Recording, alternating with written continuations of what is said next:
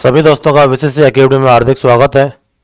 दोस्तों, आज हम साइंस का एक महत्वपूर्ण पार्ट है नैनो टेक्नोलॉजी, उससे संबंधित जो महत्वपूर्ण इंपॉर्टेंट क्वेश्चन है आरएस के लिए, वो आज हम करने जा रहे हैं। इससे संबंधित अगर नैनो टेक्नोलॉजी से संबंधित कोई भी क्वेश्चन आएगा तो वह इनसे बाहर नहीं आएगा। तो आज की क्लास स्टार्ट करते हैं। हमारा पहला क्वेश्चन है, विश्व भारत में नैनो तकनीक के जनक कौन है? विश्व व भारत में नैनो तकनीक के जनक कौन है? तो ये है दोस्तों रिचर्ड फिलिप फिनमैन। कौन है? रिचर्ड फिलिप फिनमैन व CNR राव। अब इसकी क्या हिस्ट्री है नैनो टेक्नोलॉजी की, थोड़ा सा वो देख लेते हैं।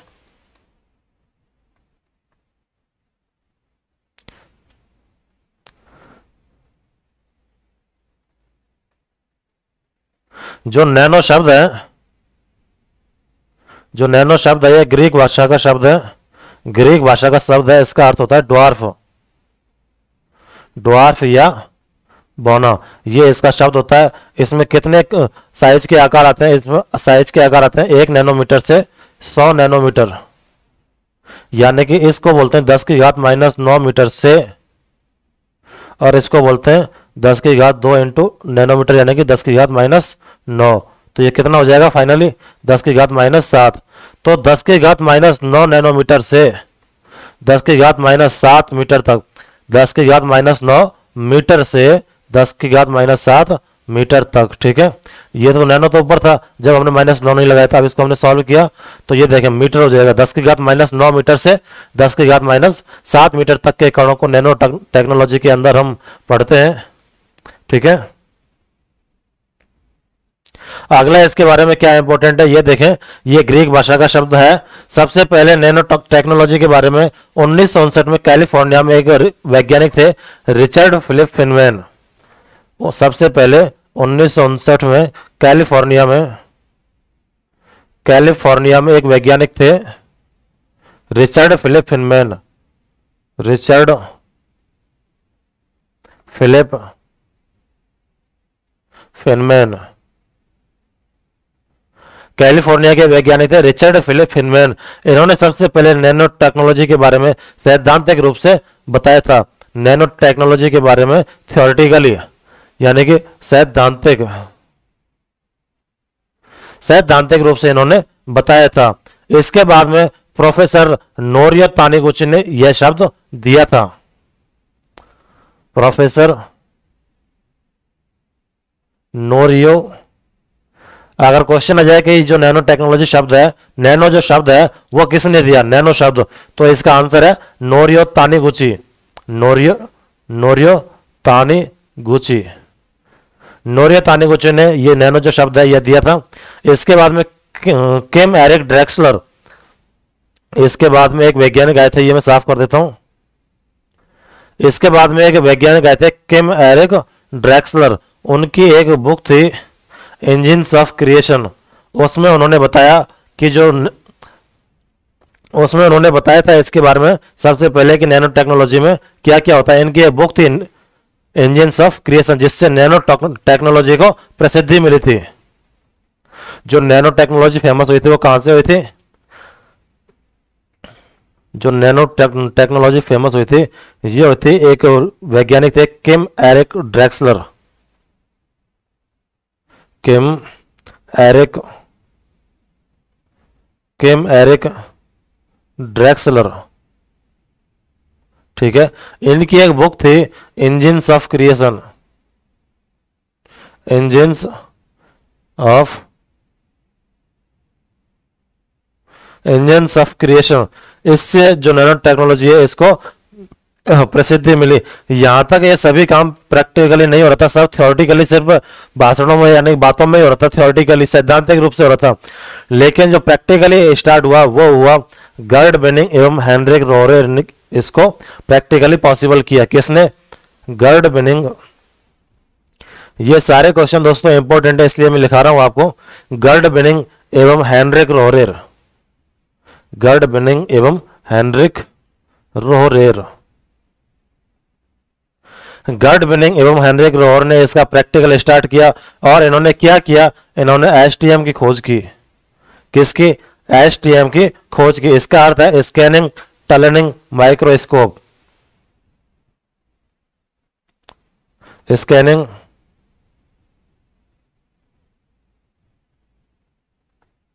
Scanning, tunnelling, microscope.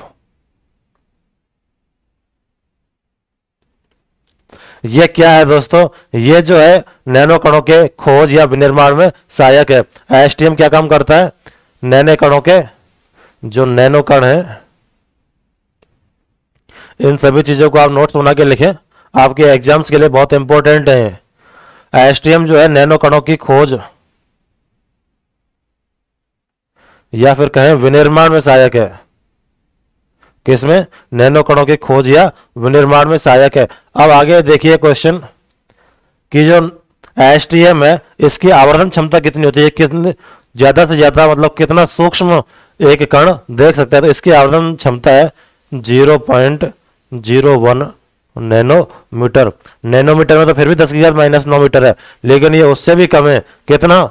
0.01 नैनोमीटर। ठीक है दोस्तों, तो ये था इसका कुछ इतिहास। और सबसे पहले जो नैनो टेक्नोलॉजी थी, यह 2007 में जब 11वीं पंचवर्षीय योजना थी, उसमें इसके लिए अलग से 1000 करोड़ रुपए का फंड दिया गया था। ये देखें इधर,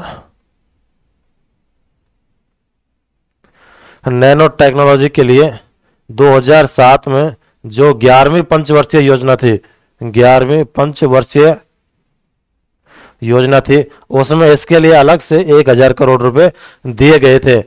ठीक है, और इसका जो अध्यक्ष था नैनो टेक्नोलॉजी का, जो नैनो मिशन था, इसके जो अध्यक्ष थे उस टाइम, वो थे CNR राव, जो भारत में इस नैनो टेक्नोलॉजी के पिता भी कहे जाते हैं। ये देखिए CNR Rao, Richard Philip Feynman तो हो गए विश्व में, एवं CNR राव हो गए भारत में। रिचर्ड फिलिप फेनमैन ने सबसे पहले 1959 में भाषण दिया था कैलिफोर्निया में। तो ये तो हो गए वर्ल्ड के, और भारत के हो गए CNR राव। तो हमारा पहला क्वेश्चन का आंसर सी आंसर। ठीक है, अगला क्वेश्चन देखें, निम्नलिखित में से कौन सा सत्य है? नैनो कर्ण। इसमें दोस्तों नैनो कर्ण की बात हो रही है, तो हम देख लेते हैं थोड़ा सा नैनो कर्ण, नैनो ईयर होता क्या है।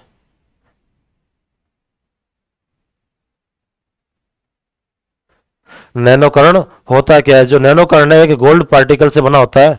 जो नैनो कर्ण है किससे बना होता है? गोल्ड पार्टिकल से।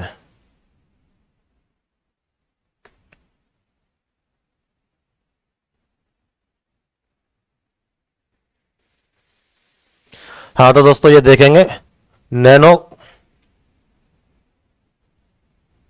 नैनो ईयर, ये एक सिंगल गोल्ड पार्टिकल से बना होता है। सिंगल गोल्ड पार्टिकल से बना होता है। ठीक है, अब इसकी विशेषता क्या होती है? इस सिंगल जो गोल्ड पार्टिकल से बना होता है, इसकी विशेषता होती है कि यह -60 डेसिबल तक की आवाज को सुन सकता है। कितना? -60 डेसिबल तक की आवाज को सुन सकता है। दूसरी विशेषता क्या होती है? ये क्यों करता है ऐसा? जो गोल्ड होता है सिंपल अवस्था में तो अपारदर्शी होता है, लेकिन जब ये नैनो स्तर पर पहुंच जाता है, किस पर? नैनो स्तर पर, तो ये लगभग पारदर्शी हो जाता है। कौन? गोल्ड। इसलिए यह विशेष गुण दर्शाता है। यह नैनो आकार पर एक रेड कलर का, यानी कलरफुल हो जाता है। वैसे तो पीला होता है, लेकिन नैनो आकार पर जब ये पहुंच जाता है तो ये लाल हो जाता है। तो इस तरीके की इसकी विशेषता है। आगे हम देखेंगे क्वेश्चन हमारा कि नैनो कण 120 डेसिबल तक कम ध्वनि सुनाई देती है। नहीं, इससे तो हम जो डीजे वाला बाबू बजाता है ना डीजे को, ये वो आवाज होती है 120 डेसिबल के लगभग, जिसको हम हमारे सिर्फ कानों से ही सुन सकते हैं। उसमें नैनो ईयर की कोई जरूरत नहीं है। तो ये गलत हो गया पहला, ये तो नॉर्मल कानों से ही सुन सकते हैं। नैनो कण द्वारा -60 डेसिबल तक की कम ध्वनि सुनाई देती है, ये बिल्कुल सही है। अगला कह रहा है नैनो कण सिलिका के केवल एक नैनो कण से, ये गलत है। ये गोल्ड के केवल एक कण से, गोल्ड के सिंगल पार्टिकल यानी कि एक कण से बना होता है। तो ये तीसरा गलत हो गया। इसका सही आंसर कौन सा था? B option. अगला है नैनो कण रजत चांदी के केवल, ये भी गलत है दोस्तों। ये सिर्फ गोल्ड से ही बना होता है। नैनो कण गोल्ड से ही बना होता है। अगला क्वेश्चन देखेंगे, निम्नलिखित में से सिल्वर नैनो कणों की विशेषताओं के संदर्भ में असत्य कथन है। तो इसके बारे में देखिए दोस्तों, सिल्वर नैनो जो कण है ये होते क्या हैं? आपने काजू कतली तो शादियों में बहुत खाई होगी, उसके ऊपर काजू कतली हो या कोई भी मिठाई हो, उसके ऊपर एक पतली सी परत लगी होती है चमकीली, जो होती है किसकी, वो इसी की परत होती है। और उसको क्यों लगाते हैं, वो इसलिए लगाते हैं क्योंकि जो चांदी होता है उसके अंदर एंटी बैक्टीरियल गुण पाए जाते हैं, यानी कि कोई भी सामान आसानी से खराब नहीं होता है। ठीक है,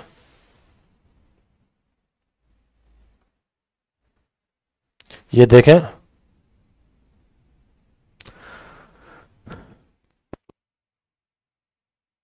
हम बात कर रहे हैं दोस्तों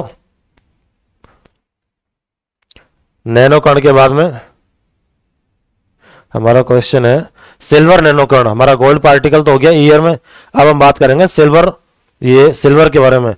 ठीक है, चांदी,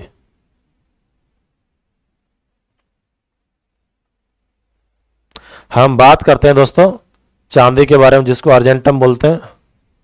ठीक है, इसमें क्या होता है दोस्तों, ये नैनो पार्टिकल होता है, ये एंटी बैक्टीरियल गुण का होता है, एंटी बैक्टीरियल यानी कि जीवाणुरोधी, इसको बोलते हैं जीवाणुरोधी प्रकृति का होता है। किसका, जीवाणुरोधी प्रकृति का होता है। इससे क्या काम करते हैं कि इसको हम मिठाइयों के ऊपर जो परत है उसके ऊपर यानी कि एक सरफेस बनाने में भी काम में लेते हैं।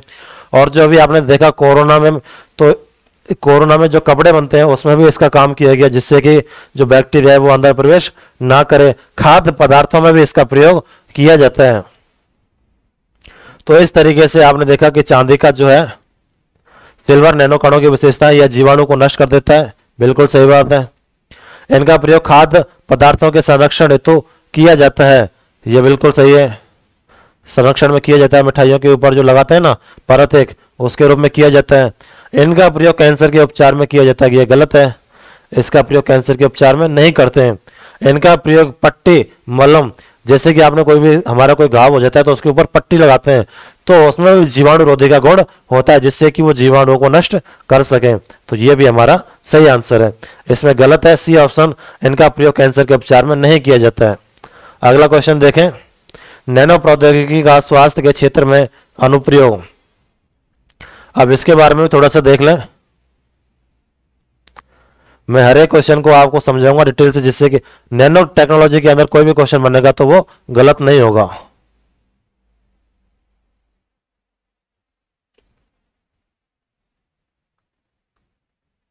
हम बात करते हैं, एक वैज्ञानिक थे नैनो टेक्नोलॉजी के अंदर, रिचर्ड रिचर्ड स्मेली। क्या नाम था, रिचर्ड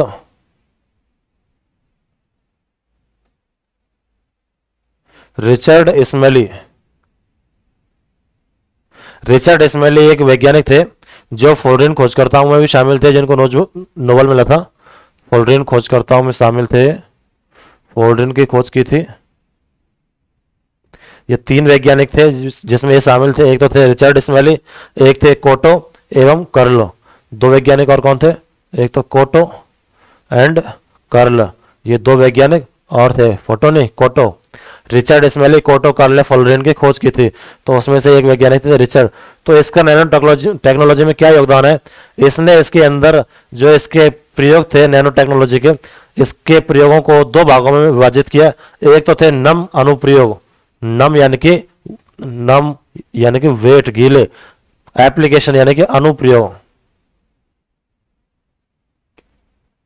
फिर एक थे शुष्क अनुप्रयोग, शुष्क अनुप्रयोग, अनुप्रयोग को इंग्लिश से बोलते हैं एप्लीकेशन, और शुष्क यानी कि ड्राई। ठीक है, तो नम में तो आते हैं जो हमारी जीवित कोशिकाओं, सेलों यानी कि हमारे शरीर से संबंधित जो अनुप्रयोग किए जाते हैं वो तो आते हैं नम वेट एप्लीकेशन में, और जो मशीनों से संबंधित अनुप्रयोग किए जाते हैं वो आते हैं इस शुष्क अनुप्रयोग में। अब देखते हैं कि जीवित जीवों या कोशिकाओं से संबंधित जो अनुप्रयोग है वो तो आएंगे इसमें। देखिए, जीवित जीवों या कोशिकाओं से संबंधित, जीवित जीवों या कोशिकाओं से संबंधित जो अनुप्रयोग थे वो किस में आएंगे, नम अनुप्रयोग में। दूसरा है ड्रग डिलीवरी, ड्रग, ये आर्यन खान वाली ड्रग डिलीवरी नहीं है, ये ड्रग मेडिसिन है, दवाई है जो टैबलेट बोलते हो ना वो है। इससे क्या होता है कि जो इस नम अनुप्रयोग के तहत एक टारगेट ड्रग डिलीवरी होती है, जैसे हमारे हाथ में कोई प्रॉब्लम हो गई तो ये टारगेट ड्रग डिलीवरी पूरे शरीर में ना फैलकर एक स्पेशल पार्ट पर जाके अटैक करेगी, एक स्पेशल पार्ट पर जाके दवाई को पहुंचाएगी, उसको बोलते हैं टारगेट ड्रग डिलीवरी, लक्षित दवा डिलीवरी। ठीक है, तो ये तो हो गए इस वेट एप्लीकेशन के अनुप्रयोग। अब इधर देखते हैं शुष्क अनुप्रयोग, यानी कि मशीनों से संबंधित। मशीनें शुष्क के अंतर्गत आती हैं। ठीक है, इसमें हम देखते हैं इसके अनुप्रयोग, मशीनों से संबंधित जो अनुप्रयोग होते हैं वो किस में आएंगे, शुष्क में आएंगे। जो नैनो इलेक्ट्रॉनिक्स फिल्टर होते हैं, ये देखें इसके अंतर्गत नैनो इलेक्ट्रॉनिक्स फिल्टर,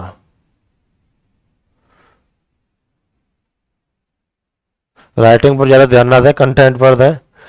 जो नैनो इलेक्ट्रॉनिक्स फिल्टर होते हैं वो किसके अंदर आते हैं, वो शुष्क के अंतर्गत आते हैं। या फिर कोई बैटरी हो, बैटरी बनानी हो, वो किसके अंतर्गत आते हैं, शुष्क के अंतर्गत। या फिर कोई हथियार हो, कोई मशीन हो, वो सब किसके अंतर्गत आते हैं, शुष्क के अंतर्गत आते हैं। फिर इसके अंतर्गत एक और होता है, हमारा क्वेश्चन है हार्ट अटैक के लिए नैनो डिटेक्टर। ये पूछ रहा है कि नैनो प्रौद्योगिकी का स्वास्थ्य के क्षेत्र में अनुप्रयोग। जब हार्ट अटैक होता है तो इसमें नैनोटेक का प्रयोग किया जाता है, बिल्कुल किया जाता है।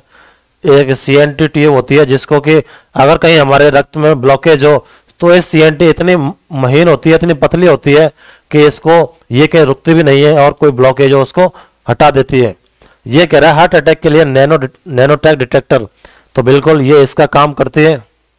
ये कैसे काम करती है, आपने आजकल देखा होगा कि हमारी स्मार्ट वॉचेज आती हैं, जो हम देखते हैं ना हमारा ब्लड प्रेशर कितना है, तो इसी तरीके से कुछ नैनो सेंसर आते हैं जिनसे पता चल जाता है कि हमारे शरीर के अंदर जो भी मात्रा है रक्त की उसकी कितनी मात्रा है, कहाँ ब्लॉकेज है।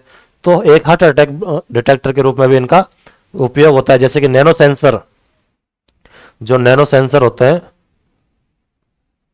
उनका उपयोग किया जाता है। Nano particle plus single electron transistor का प्रयोग इसमें किया जाता है, जो हमारे बायो मार्कर का भी काम करते हैं। जो नैनो सेंसर होते हैं इनको ही बायो मार्कर कहते हैं। क्या बोलते हैं, बायो मार्कर। नैनो सेंसर या बायो मार्कर किसका काम करते हैं, हार्ट अटैक, यानी कि शरीर में कोई भी क्रियाविधि हो, कुछ भी गलत हो तो उसको डिटेक्ट कर लेते हैं। ये हमारी जो सेल है, हमारी जो कोशिका है, उसकी सामान्य या असामान्य गतिविधि है उसकी पूरी जानकारी देते हैं। तो नैनो प्रौद्योगिकी हार्ट अटैक के एक डिटेक्टर के रूप में काम करता है, बिल्कुल सही है। अगला है रक्त के शर्करा स्तर को विनियमित करने में इसका प्रयोग किया जाता है। ये बिल्कुल सही है। कैसे करेंगे कि जब इंसुलिन कम होता है, जब हमारे शरीर में इंसुलिन कम होता है तो रक्त में शर्करा बढ़ जाती है। मीठा खाने से ये जो शुगर रोग है ये नहीं होता, मीठा खाने से ये नहीं होता, बल्कि शुगर होने के बाद में मीठा नहीं खाना चाहिए। समझ गया, मीठा आपको खाना है खाओ, लेकिन अति भी नहीं। मीठा खाने से शुगर कभी नहीं होता। आगे देखिए, इंसुलिन अगर कम हो जाता है तो रक्त में शर्करा की मात्रा बढ़ जाती है। ये देखें, शर्करा के स्तर को विनियमित करने के लिए डायबिटिक पैड, यानी कि डायबिटिक पैड के प्रयोग में इस नैनोटेक का प्रयोग किया जाता है। आगे देखें, नैनो फ्लेयर्स नहीं, ये फ्लेयर्स, नैनो फ्लेयर्स का उपयोग रक्त प्रवाह में कैंसर कोशिकाओं का पता लगाने में किया जाता है, बिल्कुल किया जाता है। अगर हमारे शरीर में कुछ भी असामान्य है तो उसमें इसका प्रयोग किया जाता है। तो इसका आंसर हो जाएगा उपर्युक्त सभी। अगला क्वेश्चन है, कार्बन नैनो ट्यूब CNT के संदर्भ में निम्नलिखित कथनों पर विचार कीजिए। यह क्वेश्चन हम कर चुके हैं। इनका प्रयोग ड्रग डिलीवरी में किया जाता है, ये बिल्कुल सही है। टारगेट ड्रग डिलीवरी में किया जाता है CNT ट्यूब्स का। यह रक्त कोशिकाओं के निर्माण में प्रयुक्त होती हैं, ये बिल्कुल सही है। रक्त कोशिकाओं कैपिलरीज में प्रयुक्त होती हैं, जहां अगर उनके कहीं टूट फूट हो जाए तो उनकी जगह में इनका प्रयोग कर सकते हैं। रक्त कोशिकाएं इस तरीके की होती है और CNT भी ऐसी होती है, तो उनकी जगह हम CNT का भी प्रयोग कर सकते हैं। ये जैव रासायनिक संवेदक के रूप में प्रयुक्त होती हैं, ये भी बिल्कुल सही है। मैंने अभी थोड़ी देर पहले बताया था कि इनका प्रयोग बायो सेंसर्स के रूप में इसका प्रयोग हम करते हैं, बायो सेंसर या बायो नैनो सेंसर और बायो मार्कर के रूप में इसका प्रयोग करते हैं, CNT का प्रयोग। आगे देखें, ये जैव निम्नीकरणीय बायोडिग्रेडेबल हैं। जब हम शरीर के अंदर इनको रक्त कोशिकाओं की जगह, ये देखिए रक्त कोशिकाओं की जगह जब CNT को डाल देते हैं तो ये बायोडिग्रेडेबल है, यानी कि हमारे शरीर में कोई भी नुकसानदायक नहीं है। तो इसका आंसर हो जाएगा उपर्युक्त सभी। ठीक है, अगला क्वेश्चन देखें, निम्नलिखित में से नैनो प्रौद्योगिकी के नम अनुप्रयोग के उदाहरण नहीं है। मैंने अभी बताया था आपको, एक तो नम अनुप्रयोग थे, एक शुष्क थे। शुष्क में तो सिर्फ मशीनों से संबंधित आएंगे और नम के अंदर हमारे शरीर से संबंधित आएंगे, यानी कि बायो सेंसर्स, बायो यानी कि शरीर से संबंधित है, ड्रग डिलीवरी शरीर से संबंधित है, बायो सेंसर्स बायो मार्कर्स ये शरीर से ही संबंधित हैं, जो हमारे शरीर की क्रिया विधियों का पता करते हैं। सोलर सेल क्या ये शरीर से संबंधित है? नहीं, मशीन से संबंधित है। तो शुष्क अनुप्रयोग में इसका प्रयोग हो जाएगा, ये नम अनुप्रयोग नहीं होगा। तो इसका आंसर है सोलर सेल। आगे देखते हैं, निम्नलिखित में से नैनो कणों के संदर्भ में असत्य कथन है।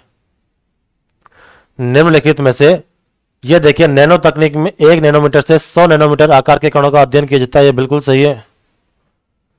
पहले क्वेश्चन बताया मैंने, नैनो तकनीक में 10⁻⁻9 मीटर से 10⁻⁷ मीटर के आकार के कणों का अध्ययन किया जाता है, ये भी बिल्कुल सही है। मैंने इसको डिटेल में बताया था आपको। 1 नैनोमीटर इसको तो बोलते हैं 10⁻⁹ और 100 नैनोमीटर इसको बोलते हैं 10⁻² × 10⁻⁻9। अब 10⁻9 में से -9 में से 10⁻² घटाएंगे कितना रह जाएगा? 10⁻⁻100 मीटर। तो 100 नैनोमीटर को तो बोलते हैं 10⁻100 और 1 नैनोमीटर को बोलते हैं 10⁻9। तो ये आपने देख लिया, 10⁻9 मीटर से 10⁻⁷ आकार के मीटर के कणों का भी अध्ययन किया जाता है। इन दोनों का अंतर देख लें कि ये तो है nm, यानी कि ये तो है नैनोमीटर और ये मीटर में चेंज कर दिया है, तो 10 की घात में आ गया। अगला देखें, अगला क्वेश्चन देखें, जो नैनो शब्द है ग्रीक भाषा का शब्द है जिसका अर्थ बौना होता है। नैनो शब्द ग्रीक भाषा का शब्द है जिसका अर्थ बौना होता है, यह भी बिल्कुल सही है।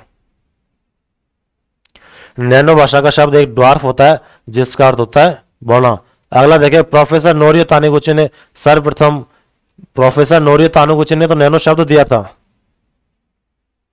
प्रोफेसर नैनो तानिगुची ने तो इसका शब्द दिया था।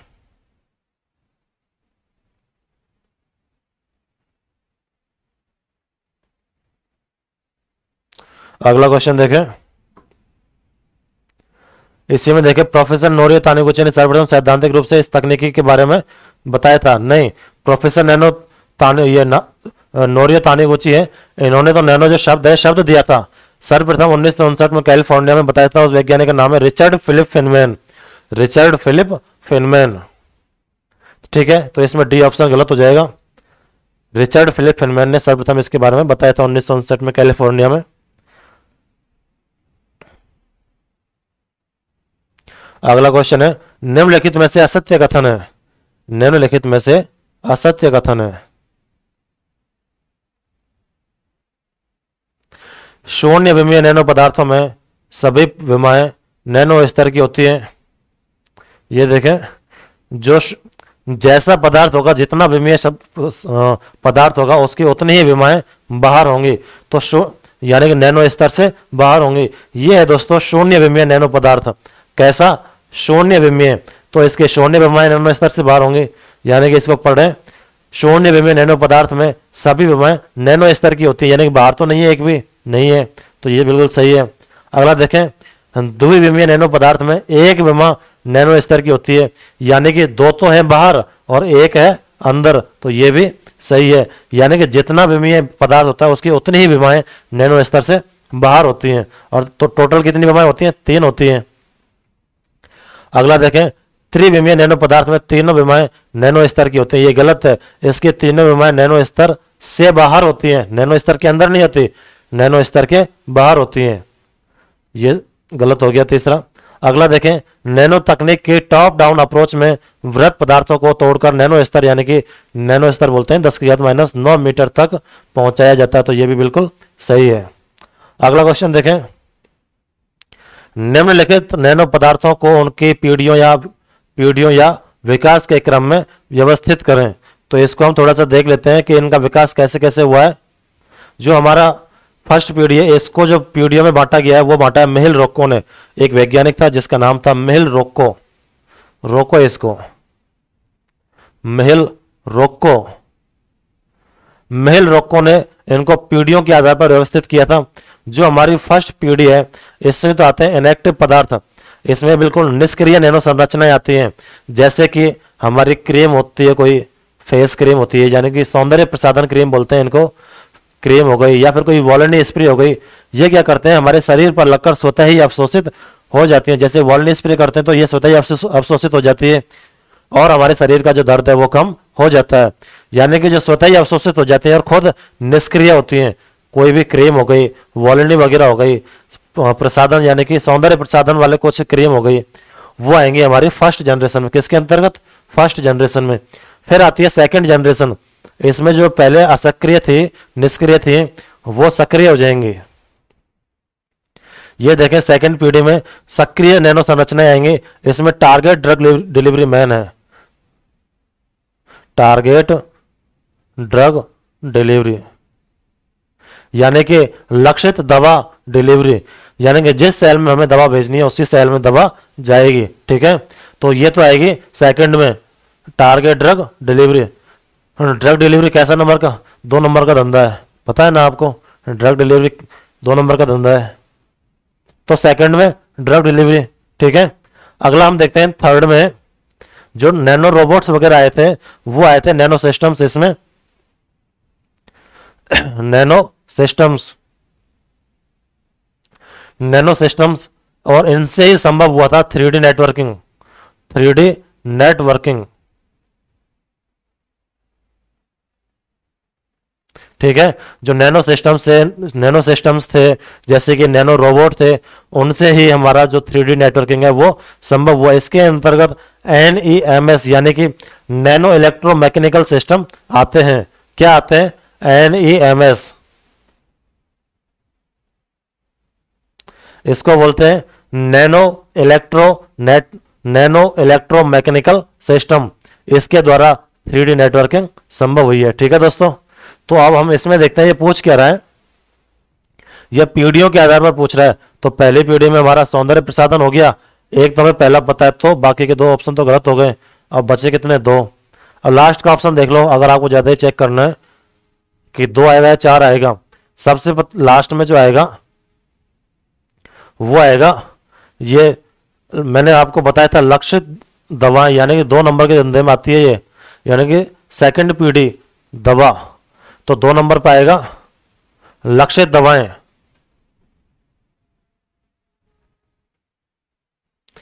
लक्षित दवाएं 2 नंबर पर आ जाएगा। ये देखिए पहले नंबर पर सौंदर्य प्रसाधन, इसको मैं थोड़ा साफ कर देता हूं जिससे कि समझ में आ जाए आपके। ये देखिए 1 नंबर पर तो आएगा सौंदर्य प्रसाधन, ये हो गया। ठीक है, फिर 2 नंबर पर आएगा 2 नंबर की दवाएं, 2 नंबर की ड्रग, यानी कि दवाओं को हिंदी में बोलते हैं ड्रग। तो 1 और 3, ये 2 ऑप्शन से सवाल हो जाता है। ऐसे आपको 150 में से 3-4 क्वेश्चन मिल ही जाएंगे, जिसमें आपको सिर्फ 4 में से 2 का ही पता है, तो क्वेश्चन आसानी से सॉल्व हो जाता है। तीसरे नंबर पर ये आ जाएगा 3D नेटवर्किंग, यानी कि तीसरी पीढ़ी में 3D नेटवर्किंग। NEMS यानी कि नैनो मैकेनिकल सिस्टम, जिससे 3D नेटवर्किंग संभव हुई। इसी के अंतर्गत आते हैं नैनो अपने जो रोबोट्स हैं वो आते हैं 3D नेटवर्किंग में, यानी कि तीसरी पीढ़ी में। फिर आते हैं सबसे लास्ट में आणविक विनिर्माण। जो 4th पीढ़ी है, मैंने बताया नहीं आपको, इसको लिख लें, मैं साफ कर रहा हूं, लिख लें वीडियो को रोककर। जो हमारी 4th पीढ़ी है उसके अंतर्गत आणविक विनिर्माण जैसी संरचनाएं आती हैं। 4th पीढ़ी कौन सी, 4th पीढ़ी, इसमें आणविक नैनो सिस्टम आते हैं। कौन कौन से, आणविक नैनो सिस्टम। इसके अंतर्गत आणविक नैनो सिस्टम आते हैं, मॉलिक्यूलर नैनो सिस्टम। ये होता क्या है, इसके अंतर्गत एक जो सिंगल इलेक्ट्रॉन है वह पूरे सर्किट का काम करता है। एक सिंगल इलेक्ट्रॉन पूरे सर्किट का ही काम करता है। जैसे कि मैंने आपको बताया था कि सिंगल पार्टिकल गोल्ड पार्टिकल से नैनो ईयर बना था, तो वो क्या था, सिंगल गोल्ड पार्टिकल था। इसी तरीके से इसमें सिंगल इलेक्ट्रॉन पूरे सर्किट का काम करता है, तो इसका आंसर बी हो जाएगा। ठीक है, अगला क्वेश्चन देखें, निम्नलिखित में से नैनो मिशन के संदर्भ में सत्य कथन है। जो दोस्तों मैंने अभी थोड़ी देर पहले बताया था कि नैनो मिशन जो स्टार्ट हुआ था ये 2007 में स्टार्ट हुआ था। उस टाइम 2007 में CNR राव की अध्यक्षता में ये जो अभियान था ये चला था। 11वीं पंचवर्षीय योजना थी 2007 में, यानी कि 11वीं पंचवर्षीय योजना में ये चला था। इसके लिए अलग से 1000 करोड़ फंड की व्यवस्था की गई थी। विज्ञान एवं प्रौद्योगिकी विकास को इस मिशन का नोडल एजेंसी बनाया गया, ये बिल्कुल सही है, और CNR राव इसके अध्यक्ष थे। ये ए और बी दोनों सही हो जाएंगे। अगला क्वेश्चन है, ये क्वेश्चन में दोस्तों करवा चुका हूं तो ज्यादा डिस्कशन करने की जरूरत है नहीं। निम्नलिखित में से नैनो प्रौद्योगिकी के अनुप्रयोग के संदर्भ में असत्य कथन है। तो इसमें देखें IIT BHU, ये IIT BHU नहीं है, IIT कुछ भी नहीं है, ये है सिर्फ BHU बनारस हिंदू यूनिवर्सिटी द्वारा कार्बन नैनो ट्यूब का प्रयोग करके नैनो फिल्टर, किसका, नैनो फिल्टर का, जो पानी व तेल को फिल्टर करते हैं, नैनो फिल्टर विकसित किए गए। किसके द्वारा, BHU के द्वारा ये नैनो फिल्टर का विकास किया गया। किसके द्वारा, BHU के द्वारा, बिल्कुल सही है।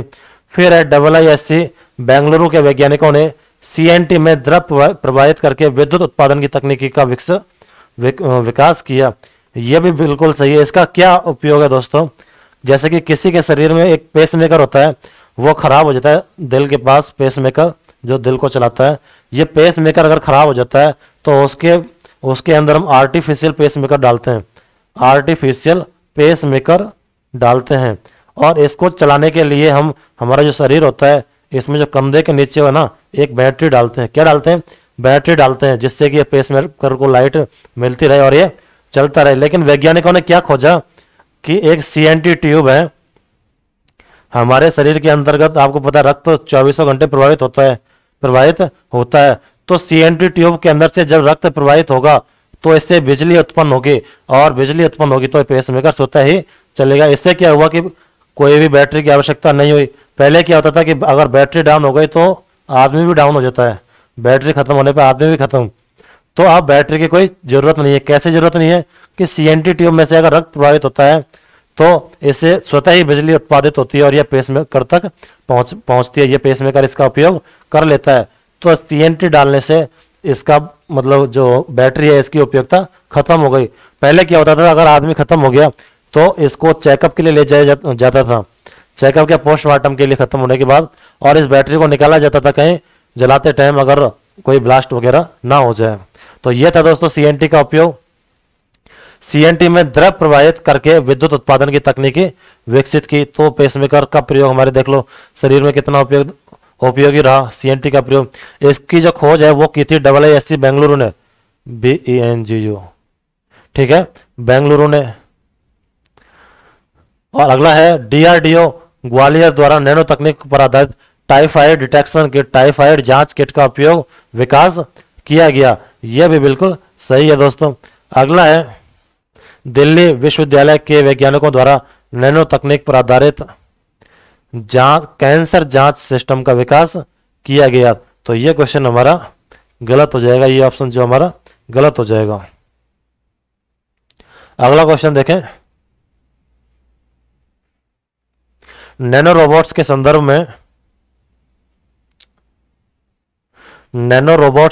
में असत्य कथन है। हमें असत्य कथन का पता लगाना है। यह समुद्र में तेल के रिसाव के प्रभाव को कम करने में सहायक है, यह बिल्कुल सही है। नैनो रोबोट्स तो तेल के जो रिसाव उसको कम करने में सहायक है। इसके साथ साथ में एक स्यूडोमोनास पोटेडा एक बैक्टीरिया है, इसको देखें, स्यूडोमोनास पोटेडा, स्यूडोमोनास एक पोटेडा बैक्टीरिया है जो बैक्टीरिया ये काम करता है। नैनो रोबोट्स तो ये काम करते ही करते हैं, लेकिन इसके साथ में जो ये बैक्टीरिया है स्यूडोमोनास पोटिडा, ये भी ये काम करता है। और इसकी जो खोज की थी, इसका जो विकास किया था वो किया था प्रोफेसर आनंद मोहन चक्रवर्ती ने। प्रोफेसर आनंद मोहन चक्रवर्ती ने इसका विकास किया था। प्रोफेसर आनंद मोहन चक्रवर्ती ने इसका विकास किया था। अगला क्वेश्चन देखें, इस अति सूक्ष्म रोबोट का नाम सिन सेल है, यानी कि सिंथेटिक सेल है।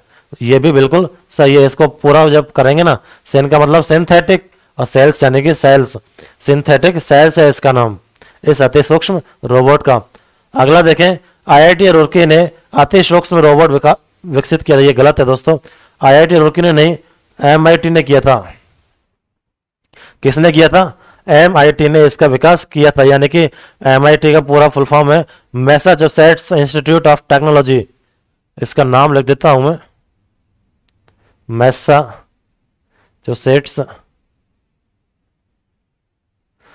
इंस्टीट्यूट, हिंदी में लिख लें, ऑफ टेक्नोलॉजी। ठीक है, एमआईटी ने किया था। जो नैनो रोबोट्स हैं, इसकी जो विकास है, इसका जो विकास है वो किसने किया था? एमआईटी ने किया था। ठीक है, अगला है, रक्त के साथ प्रवाहित होते हुए मानव शरीर में रोगों का निदान करने में सक्षम है।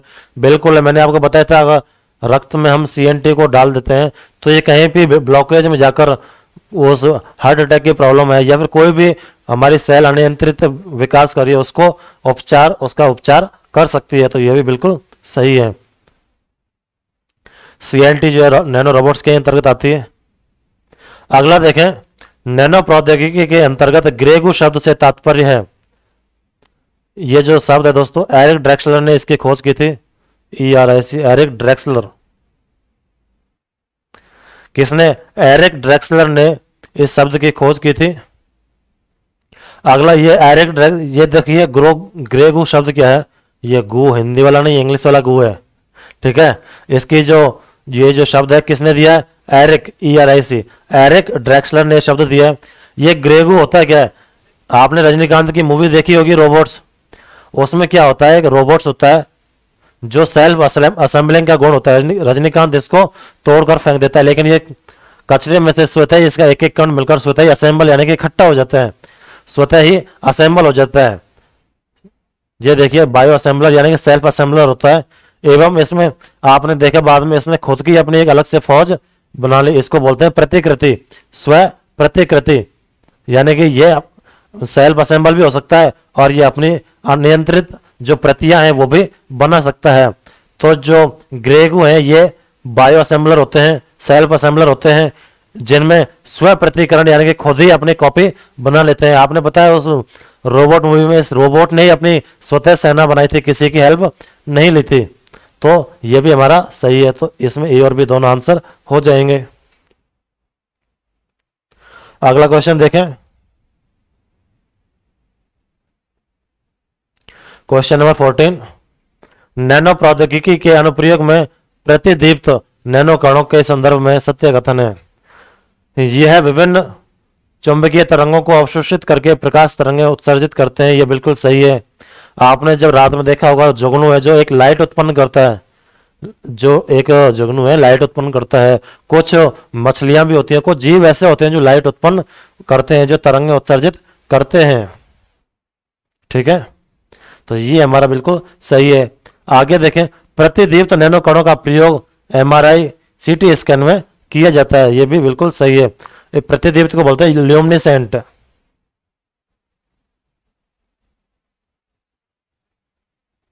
Luminescent nano particle. ठीक है, ये क्या करते हैं कि विद्युत चुंबकीय तरंगों को अवशोषित करके प्रकाश तरंगें उत्सर्जित करते हैं। और अगला प्रयोग है इनका प्रतिदीप्त नैनो कणों का प्रयोग MRI CT स्कैन में। ल्यूमिनेसेंट जो पार्टिकल होते हैं, नैनो पार्टिकल, उनका प्रयोग हम MRI CT स्कैन में करते हैं।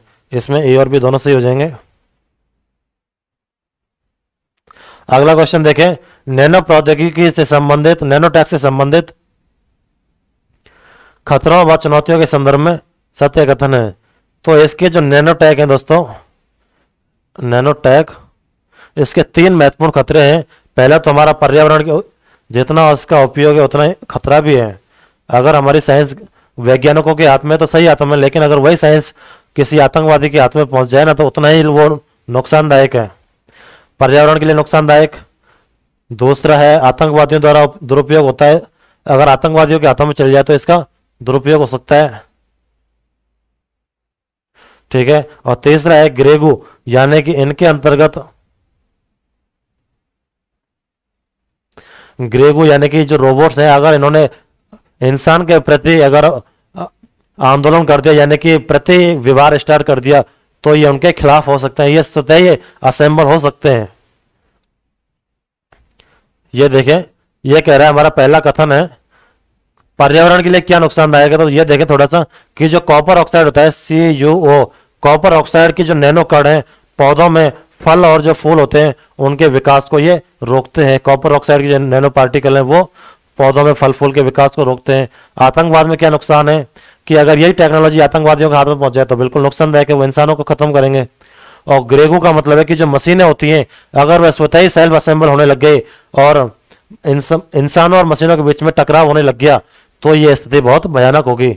तो इसमें देखते हैं अत्यधिक छोटे आकार के नैनो पदार्थों से विस्फोटक हथियार आदि तैयार किए जा सकते हैं, जिसमें अवैध हस्तांतरण यानी आतंकवादियों के हाथों में जैसी गतिविधियां बढ़ सकती हैं। बिल्कुल ये सही है, अगर ये गलत हाथों में पहुंच जाए तो ये एक चुनौती है, हमारे लिए खतरा है। अगला है नैनो रोबोट्स, नैनो मशीनों में सेल्फ असेंबलिंग का गुण पाए जाने के कारण इन मशीनों एवं मानवों के बीच टकराव की संभावना हो सकती है। तो ये भी बिल्कुल सही है, तो इसके आंसर दोनों हो जाएंगे, ए व बी दोनों। एसटीएम उपकरण के संदर्भ में असत्य कथन है। ये देखें एसटीएम उपकरण का आविष्कार, ये मैंने अभी आपको बताया था कि ये 2 वैज्ञानिक थे जिन्होंने एसटीएम का आविष्कार किया था। एसटीएम उपकरण का आविष्कार हेनरिक रोहर ने किया था। इसमें 2 वैज्ञानिक थे दोस्तों, गर्ड बिनिंग एंड हेनरिक रोहरेर, ठीक है। इन 2 वैज्ञानिकों ने इस एसटीएम की खोज की थी। एसटीएम का जो फुल फॉर्म है वो है स्कैनिंग टनलिंग माइक्रोस्कोप, ये भी सही है। अगला है एसटीएम उपकरण से नैनो पदार्थों का विनिर्माण संभव हुआ है, ये भी बिल्कुल सही है, मैंने आपको लिखाया हुआ है, आप देख लें कि जो प्रैक्टिकल जो स्टार्ट होता है, इससे पहले तो सब थ्योरी में बात कर रहे थे, लेकिन जो प्रैक्टिकल स्टार्ट हुआ वो कहां से हुआ, इस एसटीएम की खोज के बाद में नैनो पार्टिकल का विनिर्माण संभव हुआ। अगला है एसटीएम उपकरण की आवर्धन क्षमता 1.4 नैनोमीटर ना होकर 0.01 नैनोमीटर होती है। मैंने आपको बताया था नैनोमीटर में कितना होता है 10⁻⁹, लेकिन ये इससे भी कम 0.01 फिर नैनोमीटर तक ये इसकी आवर्धन क्षमता होती है। तो ये क्वेश्चन हमारा हो गया, इसमें डी ऑप्शन गलत हो जाएगा। अगला क्वेश्चन देखें, निम्नलिखित में से नैनो स्तर पर पदार्थों की विशेषताओं के संदर्भ में सत्य कथन है। निम्नलिखित में नैनो स्तर पर पदार्थों की विशेषताओं के संदर्भ में, यह क्वेश्चन दोस्तों मैं आपको करवा चुका हूं, जितना मैंने पढ़ाया अभी तक उसमें देखें। नैनो स्तर पर गोल्ड जो है लाल रंग प्रदर्शित करता है, यह बिल्कुल सही है, मैंने आपको बताया था। जो गोल्ड ईयर मैंने बताया था, नैनो ईयर, उसमें मैंने बताया था कि जो नैनो ईयर होता है वो सिंगल गोल्ड पार्टिकल से बना होता है, और उस जो नैनो स्तर होता है वहां पर जो गोल्ड है एक विशेष व्यवहार दर्शाता है, उसमें इसका रंग पीला ना होकर लाल हो जाता है। तो ये सही है। अगला देखें, सोना एवं प्लेटिनम नैनो स्तर पर अच्छे उत्प्रेरक बन जाते हैं, ये भी बिल्कुल सही है। जो गाड़ियों के साइलेंसर होते हैं, आजकल ज्यादातर जो इको गाड़ी आती है उसका जो साइलेंसर होता है उसमें प्लेटिनम होती है। यह प्लेटिनम क्या काम करता है मैं थोड़ा सा बता देता हूं आपको, कि जो कार्बन मोनोऑक्साइड है इसको कार्बन डाइऑक्साइड में चेंज कर देती है, यानी कि इसका ऑक्सीकरण करके, क्या करके,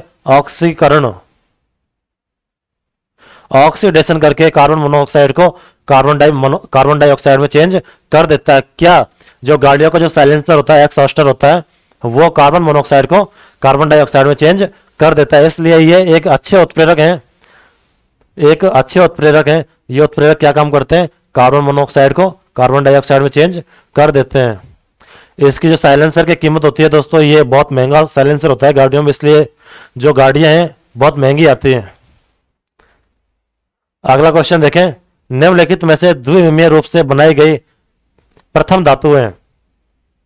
यह क्वेश्चन दोस्तों मैं करवा चुका हूं। प्रथम धातु, ग्राफीन तो दोस्तों अधातु थी, ग्राफीन अधातु थी जो ग्रेफाइट से बनी थी। इसमें थोड़ा सा देखें, जो हमारी कार्बन नैनो ट्यूब थी CNT, CNT किससे बनती थी? CNT बनती थी दोस्तों ग्रेफीन से। जो CNT बनती थी वो बनती थी इस ग्राफीन से, और ये ग्राफीन बनती थी दोस्तों ग्रेफाइट से। और ग्रेफाइट को उच्च प्रेशर यानी कि उच्च दाब एवं उच्च ताप यानी कि टेम्परेचर पर इसको पिघलाया जाता था। किसको? ग्रेफाइट को पिघलाया जाता था। जब ये पिघल जाता था तो फिर उससे यह CNT ट्यूब बनाई जाती थी। तो ये समझ गए। तो ग्रेफीन का प्रयोग हमने पहले पढ़ा था, लेकिन ये ग्रेफीन क्या थी? अधातु थी। ठीक है, तो ग्रेफीन अधातु थी जिससे हम CNT ट्यूब बनाते थे। अगला है फोल्ड्रीन, ये भी एक अधातु है। फोल्ड्रीन के मैंने खोजकर्ता ही बताए थे आपको, कमेंट करके बताया। खोजकर्ता 3 खोजकर्ता थे, उनमें से एक खोजकर्ता ने नम एवं शुष्क अनुप्रयोगों में बांटा था नैनोटेक को। अगला है गैलेनिन, इसका जो सही आंसर है दोस्तों वो होगा गैलेनिन। गैलेनिन गैलेनियम धातु से बना है, गैलियम धातु से बना है। कौन? गैलेनिन। यह प्रथम धातु है जो द्विमीय रूप से बनाई जाती है। ठीक है, बनाई गई थी। यह क्वेश्चन हो गया, इसका आंसर हो जाएगा हमारा गैलेनिन। अगला क्वेश्चन देखें, मैं इसको थोड़ा साफ कर देता हूं।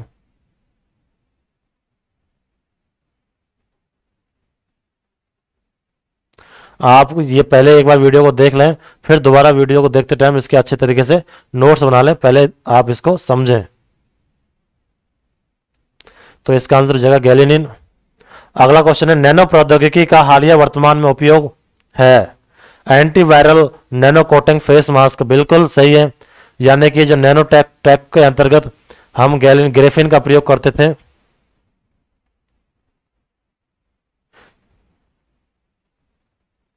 किसका प्रयोग? मैंने भी थोड़ी देर पहले बताया, ग्रेफीन का प्रयोग हम CNT ट्यूब में करते थे।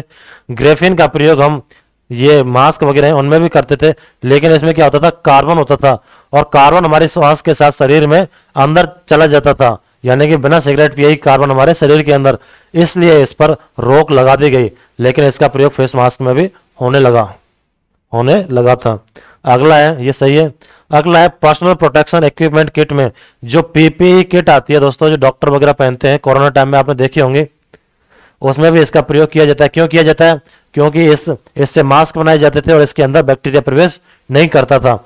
लेकिन मास्क में तो क्या था कि जो कार्बन के कण थे वो अपने अंदर जाने लगे, नैनो पार्टिकल, तो इसलिए इस पर रोक लगाई गई। लेकिन PPE किट में इसका प्रयोग होता है, क्योंकि जो बैक्टीरिया है वो शरीर के अंदर ना जाए, इसलिए इसका प्रयोग PPE किट में किया जाता है। धमनियों में पट्टिका की जांच के लिए भी इसका प्रयोग किया जाता है। यानी कि उपयुक्त सभी इसका आंसर हो जाएगा। अगला हमारा आज का जो लास्ट क्वेश्चन है वो है, डैंड्रीमर के बारे में निम्नलिखित कथनों पर विचार कीजिए। डैंड्रीमर दोस्तों एक शाखित एक फूल होता है इस तरीके का। मैं थोड़ा सा बताऊं आपको, एक बहुत ही हल्के हल्के रेशों वाला एक फूल होता है, बिल्कुल हल्के हल्के महीन महीन रेशे होते हैं उसमें। इस तरीके से एक पेड़ नुमा शाखित एक संरचना होती है। ये जो डैंड्रीमर है यह ग्रीक भाषा का ही शब्द है। ये जो डैंड्रीमर है ना, ये दोस्तों ग्रीक भाषा का ही शब्द है। डैंड्रीमर माइक्रो स्केल की संरचना होती है। ये दोस्तों माइक्रो स्केल की नहीं होती, माइक्रो की होती है तो हम इसको नैनो में क्यों पढ़ते हैं? माइक्रो होती है 10⁻⁻⁶ से स्टार्ट, जबकि नैनो है 10⁻⁹ से स्टार्ट। समझ गए? 10⁻⁹ से भी छोटे हैं। तो ये नैनो स्केल की संरचना है। किसकी? नैनो स्केल की, यानी कि 10⁻⁹ की संरचना है, 10⁻⁶ की नहीं है। तो पहला हमारा गलत हो जाएगा। दूसरा, इसका प्रयोग ड्रग डिलीवरी में किया जाता है। तो बिल्कुल, जब हमारे इसको क्या करते हैं, ब्लड सेल में छोड़ दिया जाता है, और जहां पर ये हमारी जो दवाएं हैं उनको ले जाकर एक टारगेट ऑर्गन तक छोड़ देते हैं। ये बहुत ही सूक्ष्म होते हैं। ये बहुत ही, जो डैंड्रीमर होते हैं बहुत ही सूक्ष्म होते हैं, जो हमारे शरीर के अंदर ड्रग का एक स्पेशल ऑर्गन तक ट्रांसफर यानी कि डिलीवरी करते हैं। तो इसका प्रयोग ड्रग डिलीवरी में करते हैं, ये बिल्कुल सही है। मैंने बताया इसके अंदर बहुत ही छोटे छोटे तंतु होते हैं। अगला है डेंड्रीमर की संरचना पेड़ के समान शाखित होती है। बिल्कुल, ये एक जो डेंड्रीमर है इसका अर्थ ही एक पेड़ के समान, पेड़ लाइक ट्री लाइक स्ट्रक्चर होती है। तो ये भी हमारा सही है, डेंड्रीमर की संरचना पेड़ के समान शाखित होती है, पेड़ के समान शाखित होती है, इसीलिए इसका नाम डेंड्रीमर रखा गया। डेंड्रीमर का अर्थ क्या होता है? पेड़ के समान संरचना।